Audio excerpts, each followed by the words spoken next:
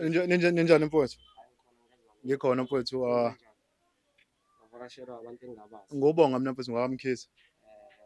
Ngibhalelwe umakoti lekhaya etho uMrs Ndlovu. Wathi ngimcela, wathi ngimcela.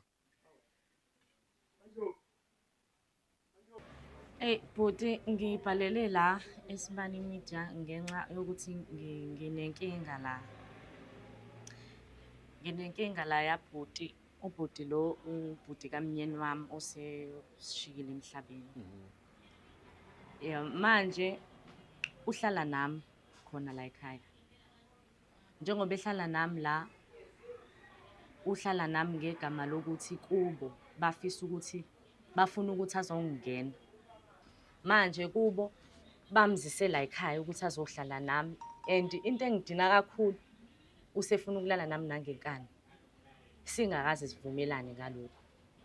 Njoba kungenangane bathi fanele kube uyena othatha amabhizinisi kamfowabo.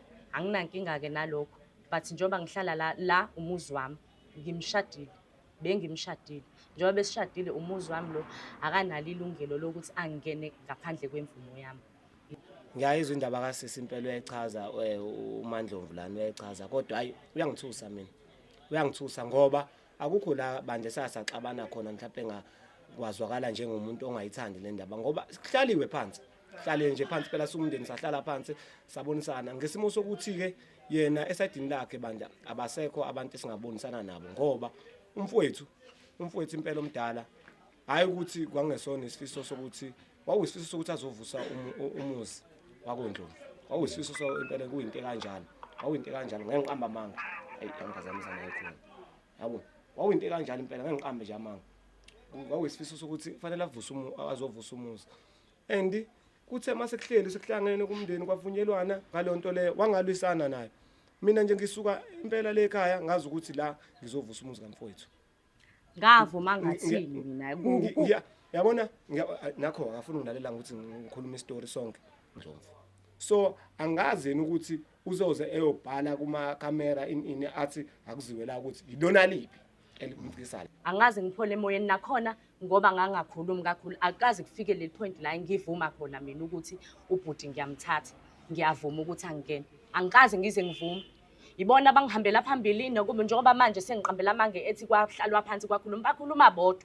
Babe bodwa bekhuluma bevumelana ngalokho ngizilile mina. So manje angisele namuntu uyena umuzi wami lo. Mangisuka la mangathiwa nginayo indawo engaya kuyona ngangizothatha imithwalo yami ngihamba. Manje akukho la ngaya khona anginasihlobo anginamndeni anginalutho. Laba benabantu bakubo bavumelana bodwa babe bodwa ngangiyingedwa kwakungekho ukuvuma ngenxa yokuthi babe ngi-overpower bayazi ukuthi anginayo i-background. Abenixhumana nomakoti. Yini ke izingelwayo ekubeka emzini wamakoti umfweni engasekho uze uzohlala khona. Ngiyaxolisa nje nduna ukuthi ngisazofika kulo Wena futhi osuhleli la. Shuthi wena into ekulethele la ile imali lezi zamfowenu. Akuzona. Uyazi kahle amhlophe akuzona. Kunalokho yena ohleze ngikhumbuza ngalezo zinto lezo. Wena makuyilokho kuphela okuzelela wayi ufuna ukulala nami. Manje ukhuluma nawe ukhulume ube msulwa. Wena bungasho sonke lesikhathi bungasho ukuthi ungakhela nginamanga mina mangithi wena ufuna ukulala nami ngikani. Ahlaza. Anginankinga mase simfihlile umfowethu sengahamba ngiyobheka awuvumanga baba omdala. Angazi ngitshele manginamanga yabona unamanga bhuti unamanga ngiyaphoxa unamanga wena ingoduso nayo ungakhuluma Hlaza.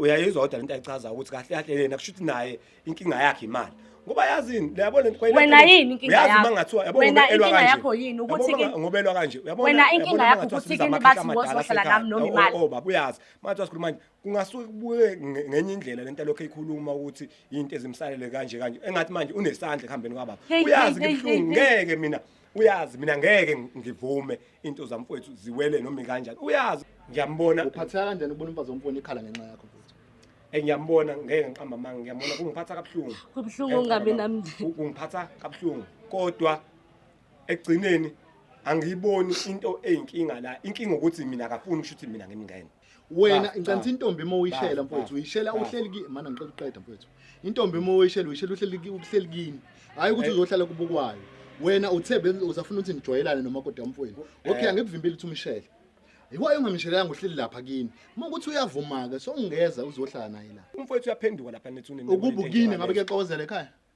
Bengexokozela. Uyaphenduka vele Uba no umfweni dirty ngoba closet. wenza into angazange azakutshele yona. Angiwazi mina amakhamera kufanele alethwe. Ubani odala ukuthi kuxokozele ekhaya? Ngizothi uyena. Okay ngicela Ngoba sikhuluma kanje. Ukubukini ngabe kuyaxokozela. Ukube kini ngabe kuyaxokozela ekhaya? Bengexokozela. Ubani odala kuxokozela ekhaya? Uyena. Uhlangana. Yabo manje Lengane kumakhamera. yayikhuluma Kumakhamera. Ngimbe nje njengomuntu ushithi uyiqola.